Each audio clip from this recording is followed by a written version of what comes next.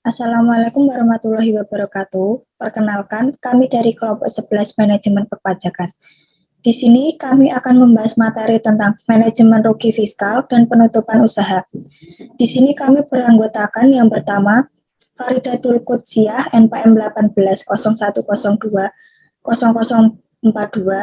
kemudian saya sendiri, Asmananda Walia Arifin, NPM 20.0102.0055, dan Putri Puspita Ningrum, NPM 20.0102.0065. Yang pertama, manajemen rugi fiskal dan strategi perpajakannya. Bila SPT tahunan badan yang melampirkan laporan keuangan fiskal sudah dimasukkan ke kantor pelayanan pajak, setelah berakhirnya masa pajak tahun yang bersangkutan, maka pada saat itu juga terdapat pengakuan secara fiskal atau sebelum pemeriksaan pajak, apakah perusahaan mengalami kerugian atau mendapatkan laba usaha. Laba atau rugi fiskal tersebut sebenarnya adalah hasil dari perhitungan laba atau rugi komersial setelah dilakukan penyesuaian atau koreksi fiskal, baik positif maupun negatif. Jika pengeluaran yang diperkenankan setelah dikurangkan dari penghasilan bruto didapatkan kerugian, kerugian tersebut dikompensasikan dengan penghasilan neto atau laba fiskal selama 5 tahun berturut-turut, dimulai sejak tahun berikutnya sesudah tahun didapatnya kerugian tersebut. Dalam menyiasati kerugian perusahaan, ada beberapa strategi yang bisa ditempuh untuk menyelamatkan kelangsungan hidup perusahaan dari kerugian yang lebih parah. Antara lain, yang pertama, melakukan penilaian kembali atau reevaluasi aktiva tetap.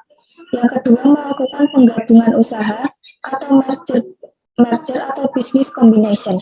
Yang ketiga, menunda biaya penyusutan. Penilaian kembali atau revaluasi aktiva tetap. Revaluasi aktiva tetap perusahaan dilakukan karena ada ketidaksesuaian yang cukup material antara unsur biaya dengan penghasilan. Karena perkembangan atau fluktuasi harga, baik harga barang karena faktor inflasi maupun karena terjadinya fluktuasi nilai tukar mata uang yang tinggi. Tindakan revaluasi ini akan memberi manfaat bagi perusahaan, antaranya sebagai berikut. Yang pertama, posisi kekayaan perusahaan yang tercermin dalam neraca perusahaan akan menunjukkan posisi yang sama atau mendekati harga pasar yang wajar, sehingga nilai solvabilitas perusahaan akan semakin tinggi di mata investor atau calon investor dan pemakai laporan keuangan tersebut. Yang kedua, terjadi peningkatan struktur modal sendiri, di mana debit atau equity ratio atau perbandingan antara pinjaman dengan modal sendiri menjadi membaik. Yang ketiga, perhitungan biaya dan penghasilan dilakukan secara baik. Tarif BPH penilaian kembali aktiva tetap. Selisih lebih karena penilaian kembali aktiva adalah merupakan objek pajak penghasilan, yaitu pasal 4M Undang-Undang PPN Nomor 36 Tahun 2008. Atau selisih lebih penilaian kembali aktiva tetap perusahaan tersebut, nilai sisa buku fiskal semula dikenakan pajak penghasilan yang bersifat final sebesar 10%.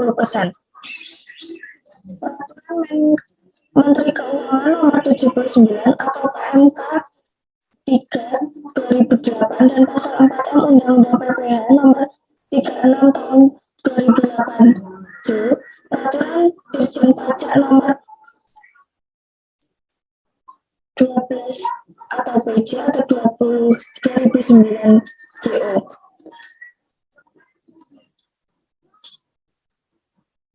Penilaian kembali aktiva tetap perusahaan untuk tujuan perpajakan. Perusahaan dapat melakukan penilaian kembali aktiva tetap perusahaan untuk tujuan perpajakan dengan ketentuan sebagai berikut. Yang pertama, wajib pajak badan dalam negeri dan bentuk usaha tetap. Tidak termasuk perusahaan yang memperoleh izin menyelenggarakan pembukuan dalam bahasa Inggris dan mata uang dolar Amerika Serikat.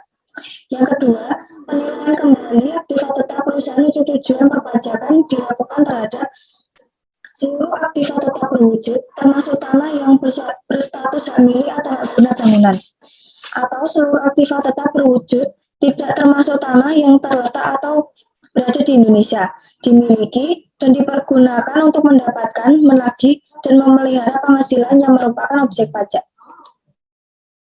Pengukuran aktiva tetap berdasarkan PSAK berbasis IFRS. Dengan pemberlakuan PSAK nomor 16 berbasis IFRS atau disebut dengan International Financial Reporting Service yang telah berlaku efektif pada 1 Januari 2008 sebagai konsekuensi adanya kesepakatan pemerintah Indonesia dengan anggota G20 Forum. Maka penyesuaian terhadap tersebut telah menghadirkan sejumlah perubahan dalam pengukuran aktiva tetap. Suatu entitas harus memiliki model biaya cost model atau modal revaluasi atau disebut dengan revaluation model sebagai kebijakan akuntansi dan menerapkan kebijakan tersebut terhadap seluruh aset tetap dalam kelompok yang sama. Terdapat dalam PSAK nomor 16 paragraf 29A IAI SAK per 1 Juni 2009, yaitu yang pertama yaitu modal biaya atau cost model. Suatu aset tetap dicatat sebesar biaya perolehan dikurangi akumulasi penyusutan dan akumulasi rugi penurunan aset. Yang kedua yaitu modal revaluasi atau disebut dengan revaluation model. Suatu aset tetap yang nilai wajarnya dapat diukur secara andal harus dicatat pada jumlah revaluasi, yaitu nilai wajar pada tanggal revaluasi dikurangi akumulasi penyusutan dan akumulasi rugi penurunan nilai yang terjadi setelah tanggal revaluasi. Penggabungan usaha atau disebut dengan merger. Penggabungan usaha adalah penggabungan dari dua atau lebih wajib pajak badan yang modalnya terdiri atas saham dengan cara tetap mempertahankan berdirinya salah satu badan usaha yang tidak mempunyai sisa kerugian atau mempunyai sisa kerugian yang kecil.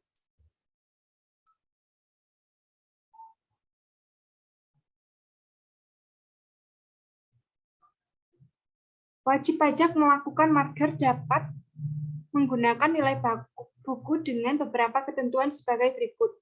Yang pertama, wajib pajak yang melakukan merger dengan menggunakan nilai buku tidak boleh mengkompensasikan kerugian atau sisa kerugian dari wajib pajak yang menggabungkan diri atau wajib pajak yang dilebur.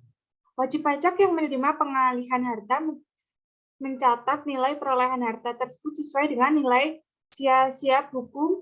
sisi buku sebagaimana tercantum dalam pembukuan pihak atau pihak-pihak yang mengalihkan. Yang C, sebaliknya penyusutan atas harta yang diterima bagi pihak menerima pengalihan harta tersebut dilakukan berdasarkan masa manfaat yang tersisa. Wajib pajak dilakukan pemeriksaan rutin dengan mendasarkan antara lain pada A. Data SPT rugi tidak lebih besar, B. Data wajib pajak badan yang melakukan penggabungan usaha, peleburan usaha, pemekaran usaha, pemecahan usaha, pengambilan usaha, dan berdiri atau penutupan.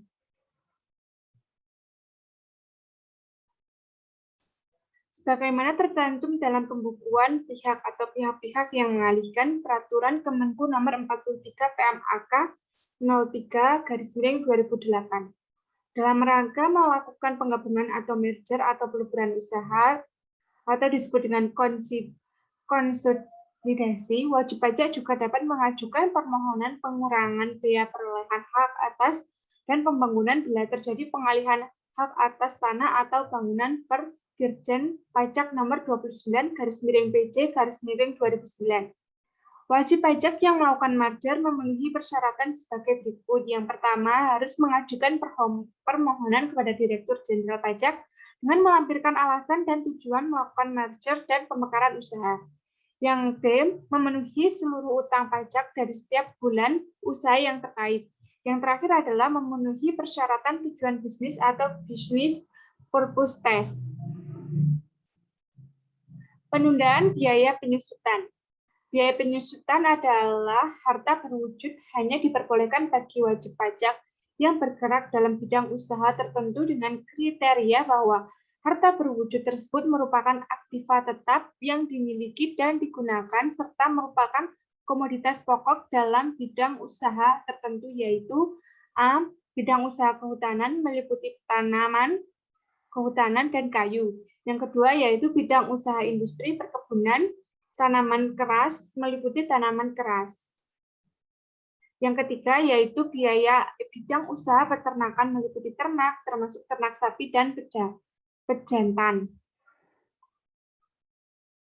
Dengan ketentuan sebagai berikut, A dapat mewujudkan penyusutan atas pengeluaran untuk memperoleh harta berwujud dalam bagian-bagian yang sama tersebut selama masa manfaat yang dibutuhkan bagi harta tersebut. B. Pengeluaran untuk memperoleh harta berwujud tersebut termasuk biaya pembelian bibit, biaya untuk membesarkan dan memelihara bibit, tapi tidak termasuk sebagai pengeluaran biaya berhubungan dengan tenaga kerja. Yang ketiga yaitu penyusutan atas pengeluaran untuk memperoleh harta berwujud tersebut dimulai pada bulan produksi komersial, yakni bulan di mana penjualan mulai dilakukan.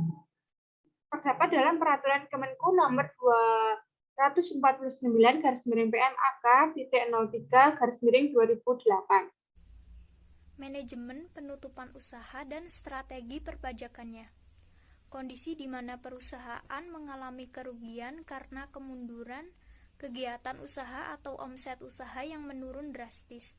Selain melakukan restrukturisasi keuangan dengan mengkonversikan utang menjadi modal dan melakukan penjadwalan ulang pembayaran utang, serta renegosiasi suku bunga pinjam, manajemen bisa melakukan upaya persuasif terhadap investor agar mau menyuntikkan dana talangan atau membeli atau mengakuisisi perusahaan tersebut. Penyelesaian kewajiban perpajakan. Saat penutupan usaha idealnya ditindaklanjuti dengan pengajuan permohonan penghapusan NPWP dan pencabutan NPPKP. NPWP tidak dapat dihapus bila wajib pajak masih memiliki utang pajak yang harus dilakukan wajib pajak yang cash flow-nya tidak memungkinkan untuk membayar utang pajak, yaitu dengan mengangsur atau menunda pembayaran pajak. Mengangsur atau menunda pembayaran pajak. Wajib pajak dapat mengajukan permohonan secara tertulis untuk mengangsur atau menunda pembayaran pajak dalam surat tagihan pajak, surat ketetapan pajak kurang bayar, surat ketetapan pajak kurang bayar tambahan, dan surat keputusan pembetulan, surat keputusan keberatan, putusan banding, serta putusan peninjauan kembali yang menyebabkan jumlah pajak yang terutang bertambah, serta pajak penghasilan pasal 29 kepada Direktur Jenderal Pajak, Peraturan Menko.U nomor 184/PMK 03/2007 JO 80/PMK 03/2010. Tata cara pengangsuran dan penundaan pembayaran pajak. Permohonan harus diajukan paling lama 9 hari kerja sebelum saat jatuh tempo pembayaran utang pajak apabila batas waktu 9 hari kerja tidak dapat dipenuhi oleh wajib pajak karena keadaan di luar kekuasaannya. Apabila jangka waktu tersebut telah lewat dan Direktur Jenderal Pajak tidak memberi suatu keputusan, maka permohonan wajib pajak dianggap diterima. Surat keputusan yang menerima seluruhnya atau sebagian dalam jangka waktu masa angsuran atau penundaan tidak melebihi 12 bulan, mempertimbangkan likuiditas atau keadaan di luar kekuasaan wajib pajak terhadap piutang pajak yang telah diterbitkan surat keputusannya sebagaimana dimaksud pada butir 1 dan 2 di atas. Tidak dapat lagi diajukan permohonan untuk mengangsur atau menunda pajak. Penghapusan nomor pokok wajib pajak atau NPWP. 1. Diajukan permohonan penghapusan NPWP antara lain oleh wajib pajak dan atau ahli warisnya karena wajib pajak sudah tidak memenuhi persyaratan subjektif dan atau objektif sesuai dengan ketentuan yang berlaku. Wajib pajak badan dalam rangka likuidasi atau pembubaran karena penghentian atau penggabungan usaha. Wajib pajak bentuk usaha tetap yang menghentikan usahanya di Indonesia.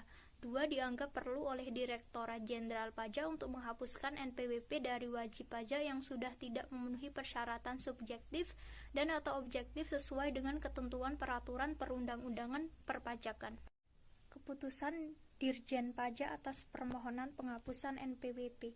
Direktur Jenderal Pajak setelah melakukan pemeriksaan harus memberikan keputusan atas permohonan penghapusan NPWP dalam jangka waktu 6 bulan untuk wajib pajak orang pribadi atau 12 bulan untuk wajib pajak diterima secara lengkap. Apabila jangka waktu tersebut lewat dan Direktur Jenderal Pajak tidak memberi keputusan, permohonan penghapusan NPWP dianggap dikabulkan. Dalam hal permohonan wajib pajak dianggap dikabulkan, Direktur Jenderal Pajak harus menerbitkan surat keputusan penghapusan NPWP dalam jangka waktu paling lama 1 bulan setelah itu. Tata cara penghapusan NPWP. Wajib pajak mengajukan permohonan penghapusan NPWP secara tertulis. Permohonan tersebut harus dilampiri dengan dokumen pendukung penghapusan NPWP, di antaranya RUPS dan SPT. Permohonan penghapusan NPWP yang telah dilengkapi dengan dokumen pendukung yang telah ditentukan atau neraca likuidasi dari perusahaan akan ditindaklanjuti dengan suatu pemeriksaan pajak. Dokumen jangka waktu 6 bulan sejak permohonan dari wajib pajak orang pribadi diterima dengan lengkap. Dirjen Pajak harus memberikan keputusan. Dalam hal Dirjen Pajak tidak memberikan keputusan dalam jangka waktu yang telah ditentukan, maka permohonan penghapusan NPWP dianggap dihapuskan. Penghapusan NPWP dalam keadaan khusus. Utang pajak tidak dapat ditagih lagi kepada wajib pajak karena sudah tidak adanya harta kekayaan. Wajib pajak meninggal dunia dengan tidak meninggalkan warisan dan tidak mempunyai ahli waris atau ahli waris tidak dapat ditemukan. Hak negara untuk melakukan penagihan sudah kadaluarsa. NPWP tidak dapat dihapuskan. NPWP tidak dapat dihapuskan jika hasil pemeriksaan mengkonfirmasi bahwa wajib pajak masih memiliki utang pajak dan negara masih berhak untuk menagih. Pencabutan NPPKP. Pencabutan NPPKP berdasarkan permohonan wajib pajak. Pencabutan NPPKP dapat dilakukan secara jabatan oleh Dirjen Pajak. Apakah penghapusan NPWP atau pencabutan NPPKP menghilangkan kewajiban pajaknya? Penghapusan NPWP atau pencabutan NPPKP tidak menghilangkan kewajiban pajaknya. Demikian presentasi dari kelompok kami. Mohon maaf apabila ada kesalahan. Terima kasih. Wassalamualaikum warahmatullahi wabarakatuh.